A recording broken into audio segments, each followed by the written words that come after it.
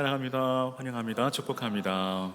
네, 옆에 계신 분들과 함께 다정하게 인사할까요? 사랑합니다. 환영합니다. 축복합니다. 네, 이 시간 주께서 하늘문을 여시고 또 은혜의 손앞에 흡족히 내려주실 줄로 믿습니다. 지난주에 이어서 한해 드린 공예원들은 베드로와 요한을 신문하여 예수님과 같이 죽일 방도를 찾았지만 나면서부터 걷지 못하던 자가 일어나 걷게 된 이 놀라운 표징으로 말미암아 더 이상 비난할 수도 부인할 수도 없는 대략 난감한 상황에 처하게 됩니다. 그들은 이 고심 끝에 이 사건이 민간에게 더 퍼지지 못하도록 그들을 위협하여 이후에는 예수의 이름으로 아무에게도 말하지 못하게 하고자 합니다. 한마디로 그들의 입을 완전 봉쇄하여 복음의 확산을 막자는 것이죠. 우리는 여기에서 복음을 전하려는 자와 복음을 막으려 하는 자 사이에 한치의 양보도 없음을 발견하게 됩니다. 이처럼 영적 전쟁은 항상 치열합니다. 양보와 타협이란 있을 수 없습니다. 절대 호락호락하지 않습니다. 이는 죽고 사는 문제이기 때문이죠. 그들은 이 베드로와 요한을 불러 도무지 예수의 이름으로 말하지도 말고 가르치지도 말라는 경고의 메시지를 전달합니다. 이는 말이 경고이지 협박이나 다름없습니다. 즉 또다시 이런 일이 발생하면 그때는 절대 가만두지 않겠다라는 말이죠. 그때는 절대 살아서 나가지 못하게 하겠다라는 말입니다. 근데 여러분, 이것이 바로 사단의 주된 전략이라는 것입니다. 즉 사단은 끊임없이 우리를 위협하고 겁박하며 우리를 두렵게 합니다. 그러나 그것은 어디까지? 공갈 협박입니다. 여러분, 공갈빵 좋아하시나요? 네, 저는 단팥빵을 좋아합니다. 공갈빵 어떻습니까? 겉은 부풀어 올라 있지만 그 안은 텅 비어 있습니다. 사단의 전략이 이와 같다라는 것이죠. 이것이 사단의 실체라는 것입니다. 어쩜 그의 한계죠. 지난 제적 헌신 예배 때 강사 목사님 말씀 여러분 기억하시나요? 우는 사자. 베드로전서 5장 8절에 근신하라 깨어라 너희 대적 마귀가 우는 사자같이 두루다니며 삼킬 자를 찾나니.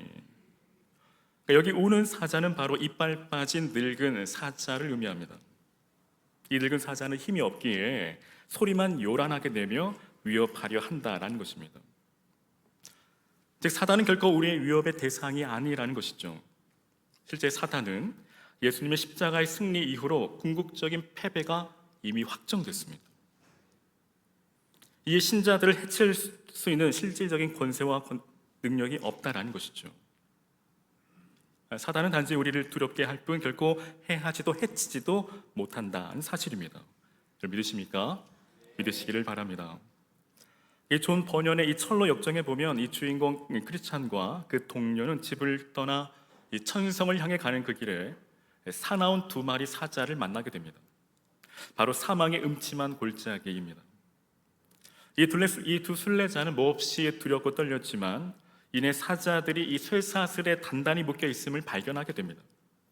그리고 자신들이 지나는 이 좁은 길까지 닿을 수 없다는 사실을 알게 되죠. 그리고 그들은 그 사망의 음침한 골짜기를 무사히 통과하게 됩니다. 무엇보다 그들이 그 길을 안전하게 통과할 수 있었던 것은 그들을 인도해준 안내자가 있었기 때문이죠. 그 안내자는 바로 우리 주님이십니다. 사랑하는 여러분, 성도의 삶은 철로 역정입니다. 즉 성도의 삶은 우리의 영원한 집, 우리의 더 나은 본향, 우리 주님 계신 저 천성을 향해, 저 천국을 향해 나아가는 나그네요 순례자라는 것입니다. 우리 더 나은 본향, 우리 영원한 집의 주소는 이 땅이 아니라 새 하늘과 새 땅, 바로 우리 주님 계신 저 영원한 나라, 저 천국임을 믿으시기를 바랍니다. 우리 인생은 영원한 집에 이를 때 비로소 그곳에서 참 쉼을 얻고 영원한 안식을 누리게 되는 것이죠. 하지만 그 나라에 이르기까지 때론 절망의 늪에 빠지기도 하고 사망의 음침한 골짜기를 지나기도 합니다. 이처럼 사단은 환경과 상황을 통해 우리를 두렵게 하지만 거기까지입니다. 사단은 우리를 두렵게 할 뿐 더 이상 우리를 어찌하지 못합니다. 그 이유는 우리 주님께서 우리의 선한 목자가 되셔서 우리의 길을 안전하게 인도해 주시기 때문이죠.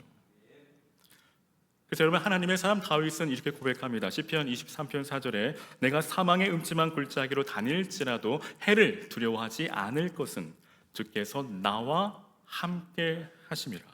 주의 지팡이와 막대기가 나를 안위하시나이다. 믿으십니까? 믿으시기를 바랍니다. 그럼 여러분, 믿음의 성도의 고백은 무엇일까요? 찬송가 359장, 전성을 향해 가는 성도들아, 앞길의 장애를 두려 말아라.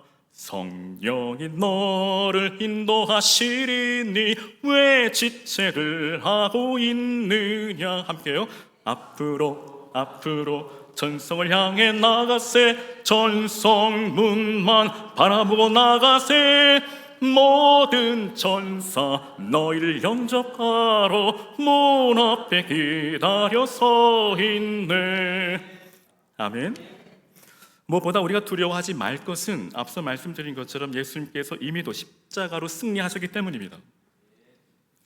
창세기 3장 15절에 내가 너로 여자와 원수가 되게 하고 내 후손도 여자의 후손과 원수가 되게 하리니 여자의 후손은 내 머리를 상하게 할 것이요 너는 그의 발꿈치를 상하게 할 것이니라 하시고, 바로 원시복음이죠.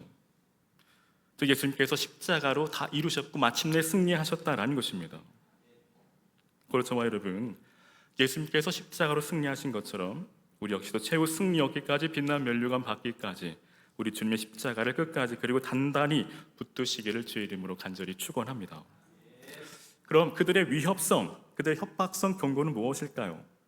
그것은 바로 예수의 이름으로 말하지도 말고 가르치지도 말라입니다. 사실 겉으로 센 척하며 목소리를 높이고 있지만 실상은 예수의 이름의 그 놀라운 권세와 능력에 그들은 모두 압도당했고 모두 두려워 떨고 있습니다. 그래서 이들은 다른 그 무엇을 요구하지 않습니다. 그들은 오로지 예수의 이름만 지으면 된다라고 판단했죠. 사실 정확한 판단입니다. 사랑하는 여러분, 사단이 두려워하는 것은 교세가 아닙니다. 사단이 두려워하는 것은 크고 웅장한 건물이 아닙니다. 즉 사단이 두려워하는 것은 교회가 얼마나 크고 얼마나 많은 수가 모이느냐가 아니라는 것입니다. 사단이 두려워하는 것은 오직 예수의 이름입니다. 그래서 여러분, 사단은 지금도 예수의 이름을 지으려고 무던히도 애를 쓰죠. 그 대표적인 예가 바로 지난주 말씀드렸던 가짜 뉴스입니다. 즉 예수님의 부활을 숨기려 하고 허위 사실을 유포한다라는 것이죠. 그와 함께 종교다원주의입니다.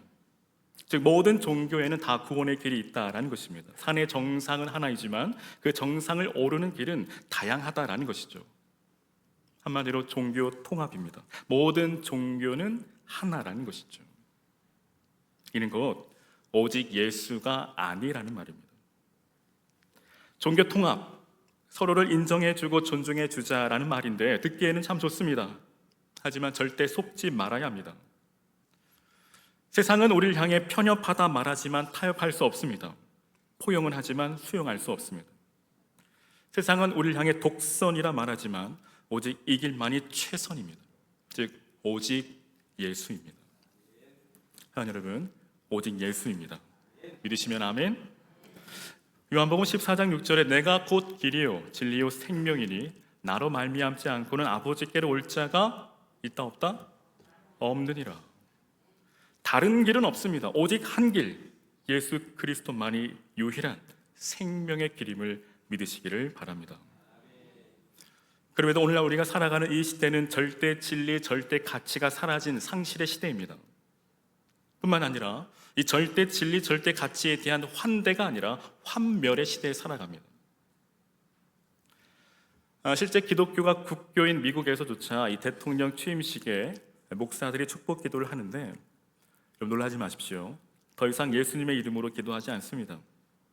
예수의 이름 대신 다양한 종교의 이름으로 아멘, 브라만 또는 다양한 이름으로 불려지는 신의 이름으로, 심지어는 아멘 워맨, 남자들 여자들이란 뜻인가요?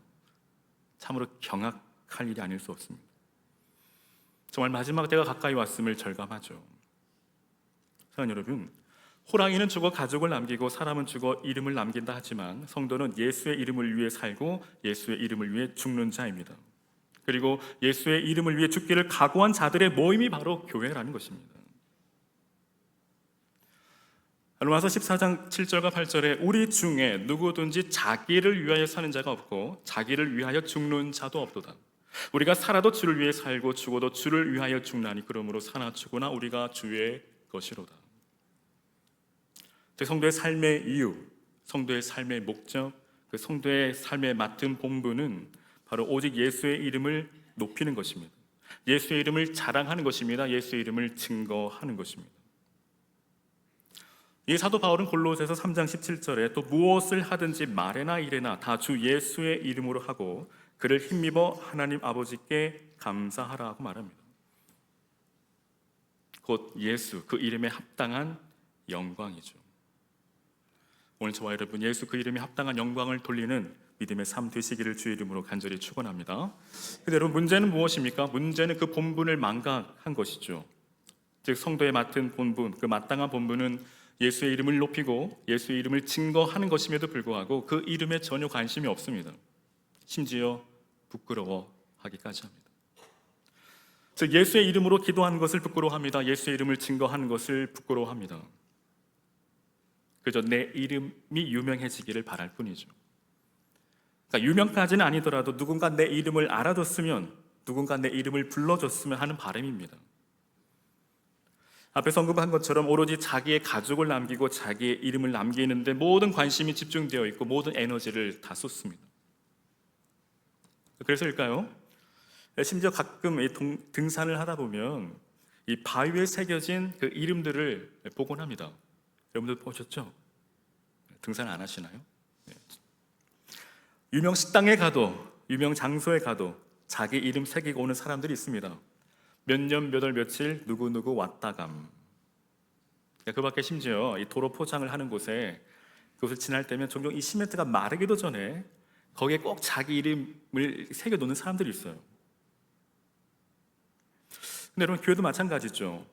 오늘 한국교회의 문제가 무엇입니까? 예수의 이름을 높이기보다는 교회 이름을 홍보하고 교회 이름을 내세우고 교회 이름을 자랑하기에 바쁩니다. 즉 유명한 교회 만드는데 모든 주력을 다 합니다. 이는 교회 안에서도 마찬가지입니다. 교회 안에서도 자기 이름을 내세우려 하고 자기 이름을 높이는 데 혈안이 되어 있습니다. 행여나 자기 이름이 빠지기라도 하면 온통 교회가 시끄럽습니다. 물론 알아주면 좋죠. 그러나 몰라줘도 상관없습니다. 내 이름은 중요하지 않습니다. 우리의 이력은 중요하지 않습니다. 내가 누구이냐는 중요하지 않습니다. 우리에겐 오직 예수입니다. 예수면 충분하고 예수면 만족합니다. 여러분 그리스도인은 누구일까요? 고린도후서 6장 9절과 10절에 무명한 자 같으나 유명한 자요 죽은 자 같으나 보라 우리가 살아있고 징계를 받는 자 같으나 죽임을 당하지 아니하고 근심하는 자 같으나 항상 기뻐하고 가난한 자 같으나 많은 사람을 부유하게 하고 아무것도 없는 자 같으나 모든 것을 가진 자로다. 이가 바로 그리스도인이라는 것입니다. 즉 오직 예수로 충만하고 오직 예수로 충분한 자, 그가 바로 그리스도인이라는 것입니다. 사랑하는 여러분, 우리 주님 한 분이면 충분한 줄로 믿습니다. 여호와는 나의 목자시니 내게 부족함이 없으리로다. 오늘 다윗의 고백이 저와 여러분의 믿음의 고백이요 삶의 간증이 되시기를 주의 이름으로 간절히 축원합니다. 한 발 더 나아가서 여러분 그 이름이 시대를 넘어 세대를 넘어 열방을 향해 땅끝까지 나아가기 위해서는 가르치는 사역이 무엇보다 중요하죠. 즉 제자도입니다. 그러니까 예수님의 제자가 되는 것, 이것이 바로 성도의 맡은 본분이고 그 삶의 본질이고 성도의 정체성입니다.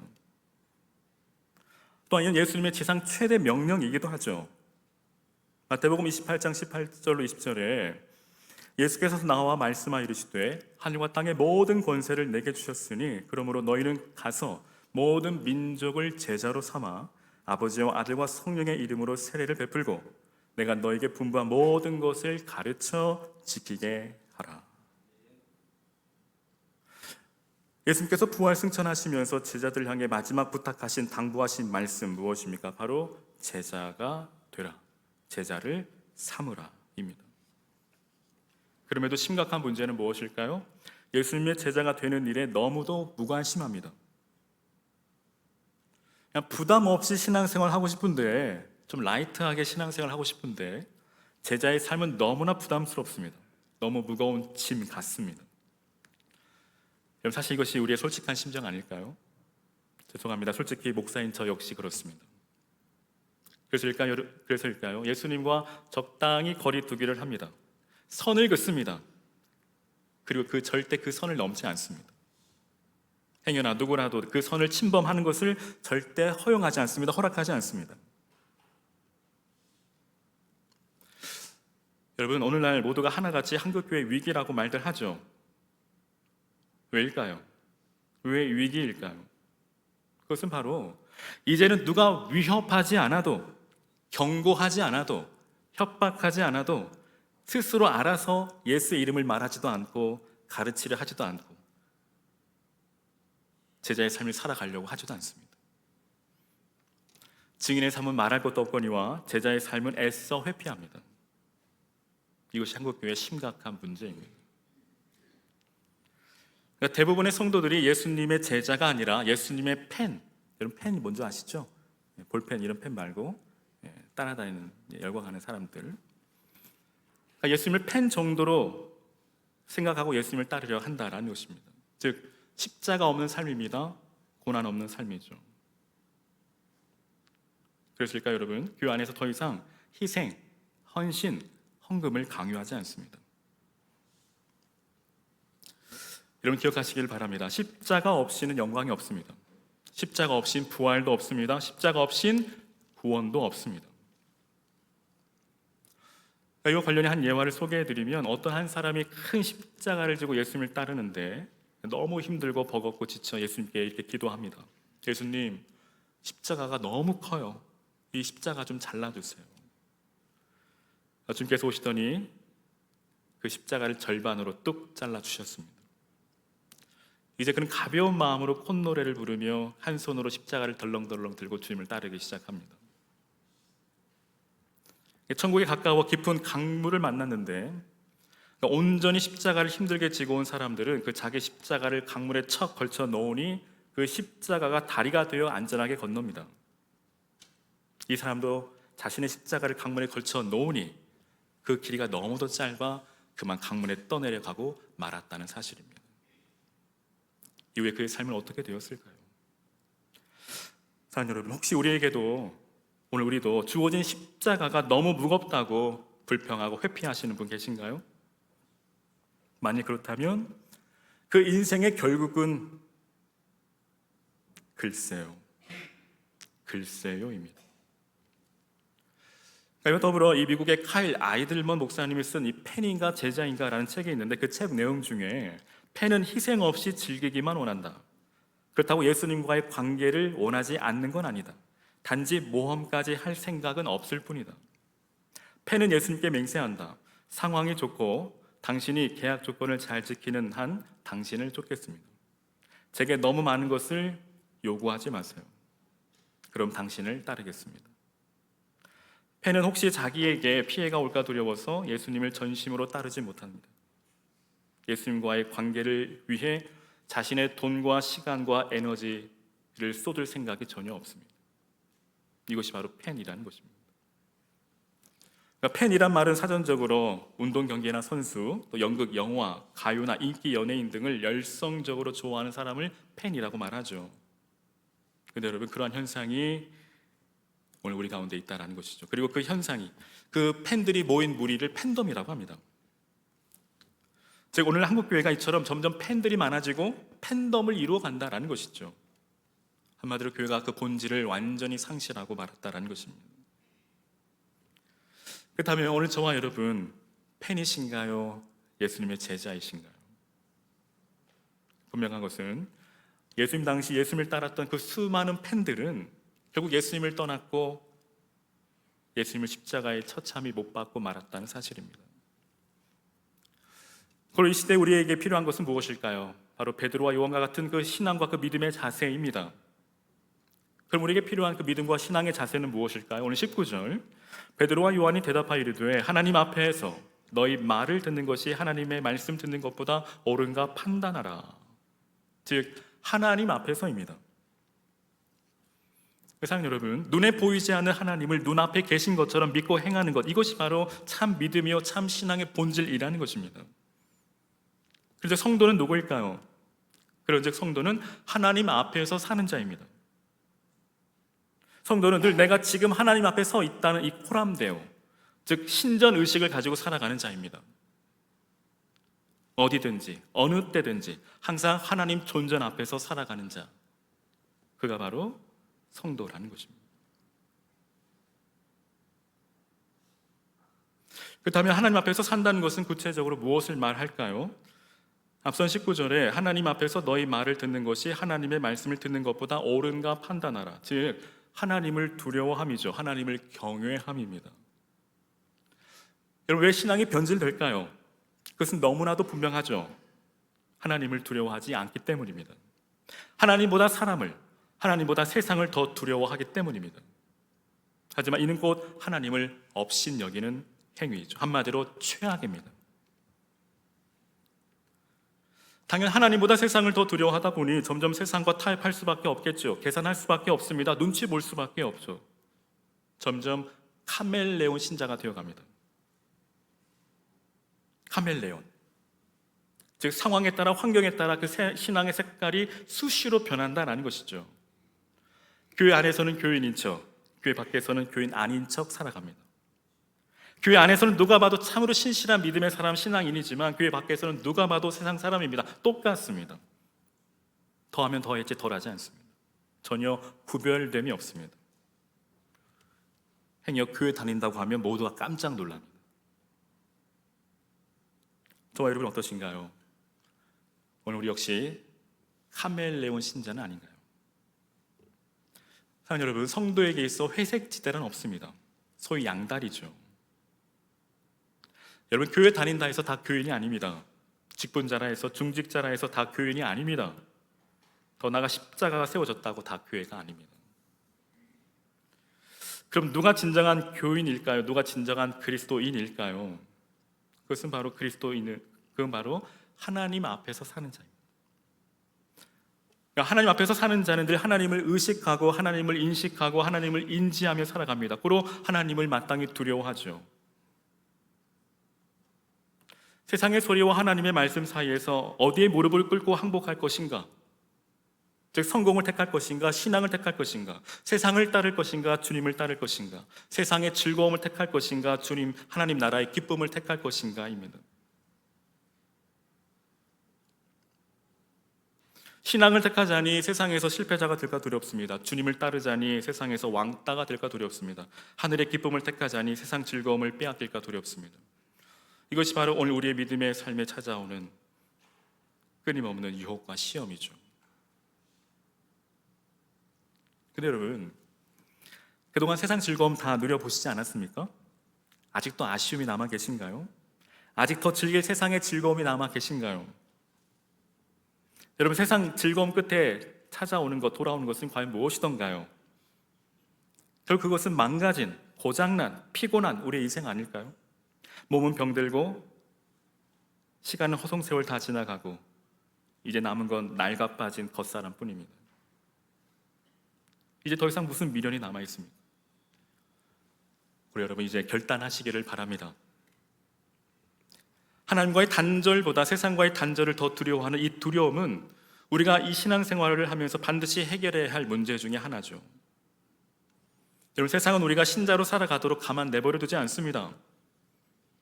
신앙은 이 두려움들과의 싸움이죠. 이 두려움을 이기지 못하면 믿음의 삶을 살아갈 수 없습니다. 하지만 분명한 사실은 하나님을 바로 알면 하나님만 두려워하게 됩니다. 그러나 하나님만을 두려워하지 않으면 세상의 모든 것들이 두려워집니다. 결국 늙어 빠진, 이빨 빠진 우는 사자에게 마저 집어삼키고 말죠. 여러분, 사무엘상 2장 6절의 한나의 기도입니다. 한나의 기도 들어보십시오. 여호와는 죽이기도 하시고 살리기도 하시며 스올에 내리기도 하시고 거기에서 올리기도 하시는도다. 즉 하나님은 우리 인생의 모든 생사 화복을 주관하시는 분이라는 것입니다. 진실로 그러할진데 우리가 하나님을 두려워하지 아니하고 그 누구를, 그 무엇을 두려워한단 말입니까? 오직 우리의 생명과 사망, 화와 복, 구원과 멸망이 오직 그분의 손에 달려 있음을 믿으시기를 바랍니다. 그리고 세상을 향한 두려움은 곧 불신앙이죠. 그럼에도 날이 갈수록 사람들의 마음이 오늘 바로와 같이 강팍해져서 하나님을 두려워할 줄 모르고 오히려 하나님의 말씀을 업신여기며 살아가는 경향들이 너무나 많습니다. 하지만 여러분, 성도는 마땅히 두려워할 자를 두려워해야 합니다. 즉 하나님의 시선과 하나님의 공의를 두려워해야 합니다. 그래야 삽니다. 오직 그 길만이 사는 길입니다. 그럼 우리 이제 더 이상 세상에서 방황하지 말고 주님께로 그 생각과 마음을 돌이키시기를 바랍니다. 이제는 죄악된 그 세상에서 돌아서시기를 바랍니다. 이제 주님께로 돌아오시기를 바랍니다. 이제 주님께로 그 삶의 모든 방향을 돌이켜 생명의 길로 나아가시기를 바랍니다. 여러분, 시편 16편 11절에 주께서 생명의 길을 내게 보이시리니 주 앞에는 충만한 기쁨이 있고 주의 오른쪽에는 영원한 즐거움이 있나이다. 시편 118편 6절에 여호와는 내 편이시라 내가 두려워하지 아니하리니 사람이 내게 어찌할까. 요한복음 14장 27절에 평안을 너에게 끼치노니 곧 나의 평안을 너에게 주노라.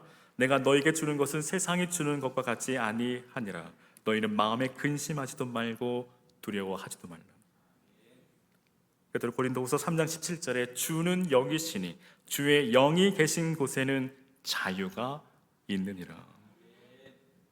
사랑하는 여러분, 오늘 말씀처럼 오직 하나님 앞에 충만한 기쁨이 있고 영원한 즐거움이 있음을 믿으시기를 바랍니다. 그리고 하나님은 항상 내 편이십니다. 그리고 우리 주님 안에 참 평안이 있습니다. 우리 주님 계신 그곳에 참 자유함이 있습니다. 그러므로 저와 여러분, 이제는 우리가 하나님 앞에서 날마다 충만한 그 기쁨을 맛보고 주님 안에서 참 평안을 얻으며 늘 성령의 거룩한 임재 가운데 참 자유함을 누리며 살아가시는 저와 여러분 되시기를 주의 이름으로 간절히 축원합니다. 계속해서 하나님 앞에서의 삶은 어떤 삶일까요? 그것은 바로 하나님의 말씀을 듣는 것, 곧 순종입니다. 우리 여기에서 새삼 중요한 사실 하나를 발견하게 되는데, 즉 말씀을 듣는다라는 것은 단순히 말씀을 청종한다는 그 의미를 넘어 그 말씀 앞에 믿음으로 반응하는 것입니다. 이는 반대로 믿음으로 반응하지 않는다라는 것은 말씀을 듣는 것이 아니라는 것이죠. 우리가 지금 이 시간에도 하나님의 말씀을 듣고 있지만 그 말씀 앞에 믿음으로 반응하지 않는다면 사실 말씀을 듣는 것이 아닙니다. 듣는 척하는 것이죠. 사실 저와 여러분, 우리가 TV를 통해서든 라디오를 통해서든 인터넷을 통해서든 수많은 명설교들을 듣습니다. 저 역시 종종 유명한 목사님들의 그 설교를 듣곤 합니다. 근데 여러분, 우리가 수많은 말씀을 들어도, 명설교를 들어도 믿음으로 반응하지 않는다면 진정한 의미에서 말씀을 듣는 게 아니죠. 사실 이는 엄밀히 말하면 말씀을 듣는 것이 아니라 말씀을 쇼핑하는 것입니다. 그러니까 요즘 교회 쇼핑족들이 있다고들 합니다. 즉 자기 마음에 드는 교회를 찾아다니는 사람들입니다. 물론 환경과 상황이 어쩔 수 없어 교회를 옮길 수밖에 없는 분들도 계시죠. 그런 사람들을 제외하고 정말 교회 쇼핑족, 자기 마음에 드는 교회를 찾아서 쇼핑하는 사람들 말입니다. 물론 그들 마음도 전혀 이해하지 못하는 것은 아닙니다. 왜일까요? 오늘날 정말 교회다운 교회를 찾아보기 어렵기 때문이죠. 오늘날 교회가 본질을 완전히 상실해버렸습니다. 교회가 좌우를 떠나서 정치 세력 집단이 되고 말았습니다. 오늘 이 자리에 교회다운 교회를 찾아다니시는 분 혹 계신가요? 그렇다면 여러분 참 잘 오셨습니다. 우리 덕진교회는 건강하고 행복한 교회, 참 좋은 교회입니다. 이때는 아멘이 좀 크게 나와요. 우리 덕진교회는 건강하고 행복한 교회입니다. 참 좋은 교회입니다. 그러므로 더 이상 갈등하지 마십시오. 고민하지 마시고 등록하시기 바랍니다. 그리고 이곳에서 함께 하나님의 나라를 꿈꾸고 그 하나님의 나라를 실현해 갈 수 있기를 바랍니다. 결국 무엇일까요? 말씀을 들어도 믿음으로 반응하지 않기 때문에 삶에 아무런 변화가 없습니다. 아무런 열매가 없습니다. 그저 입만 무성한 무화과 나무입니다. 그러니까 많은 은혜를 받아도 그때뿐이죠. 눈물, 콧물 흘려도 그때뿐입니다. 교회를 쇼핑하듯 말씀을 쇼핑하기 때문이죠. 이는 단지 우리의 눈과 귀를 즐겁게 할 뿐입니다. 이는 마치 마약성 진통제, 신경 안정제를 투약하는 것과 같습니다.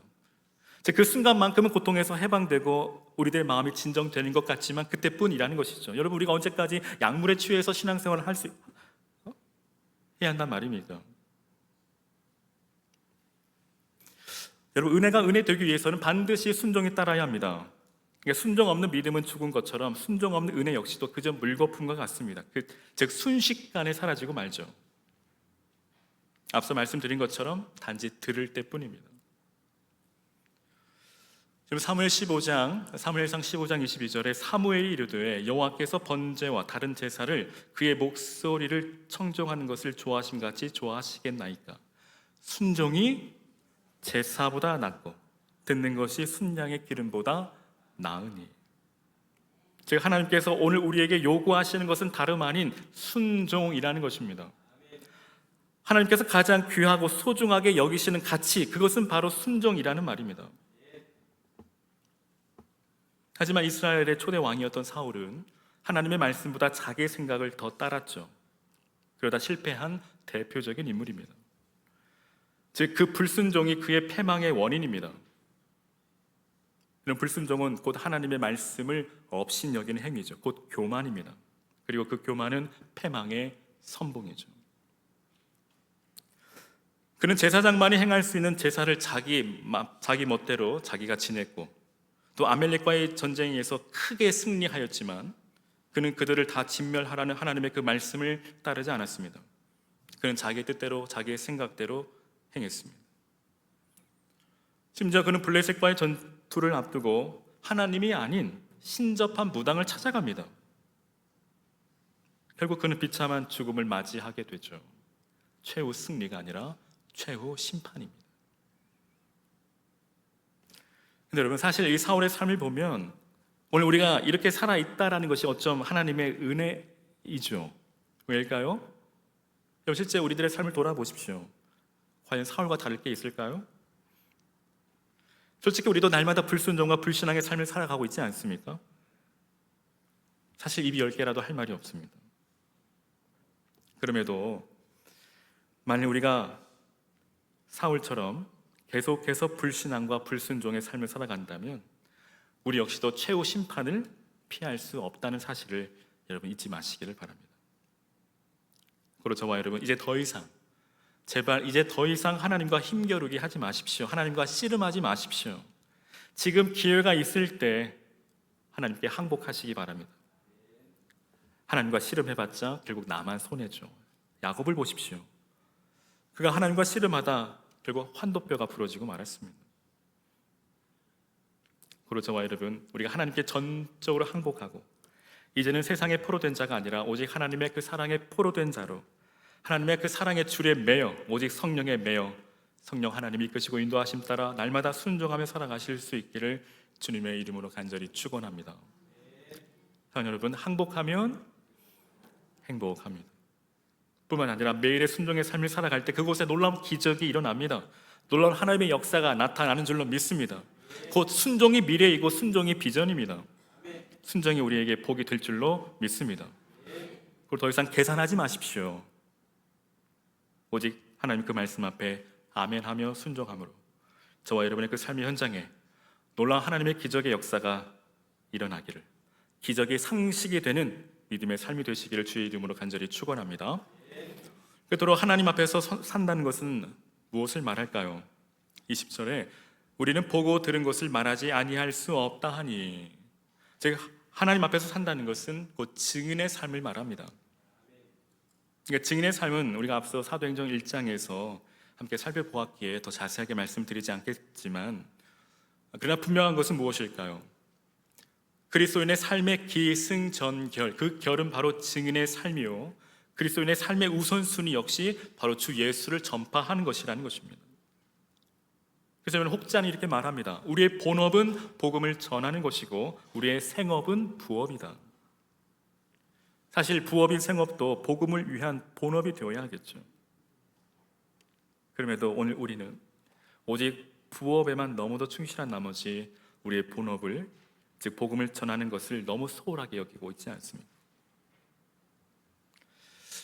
사랑하는 여러분, 우리 모두는 세상이라는 이 법정에 세워진 그리스도의 증인들입니다.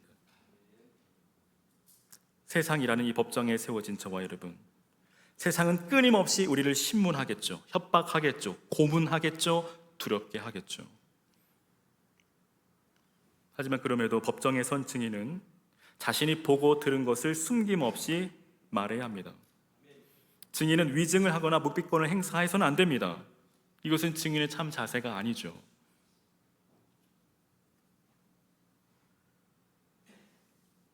사랑하는 여러분, 주께서 오늘 저와 여러분을 복음의 증인으로 부르셨음을 믿으시기를 바랍니다. 그리고 오늘 우리들의 모든 삶의 그 현장이, 일터의 현장이 바로 복음을 전하는 현장임을 깨닫고 우리 주님 다시 오실 그날까지 우리가 어디에 있든지 무엇을 하든지 그리고 어디를 가든지 때를 얻든지 못 얻든지 듣든지 아니 듣든지 항상 생명의 주 되신 예수 그리스도를 힘써 전파하시기를 바랍니다. 이것이 바로 그리스도인의 부르심이요 그리스도인의 사명이라는 것입니다. 우리가 이를 포기하면 그리스도인임을 포기하는 것이고 사명을 포기하는 것 같습니다. 묻고 싶습니다. 오늘 저와 여러분 그리스도인이십니까? 네. 그렇다면 여러분은, 저와 여러분은 사명자입니다. 자, 그런 의미에서 옆에 계신 분들에게 한번 이렇게 인사할까요? 당신은 사명자입니다. 네. 요즘 같은 불경기에 호황을 이루는 기업이 있어 그 비결이 무엇인지 알고자 방문했다고 합니다. 근데 보니 그 기업의 사훈이 사장님이 보고 있다. 네. 사장님이 보고 있다.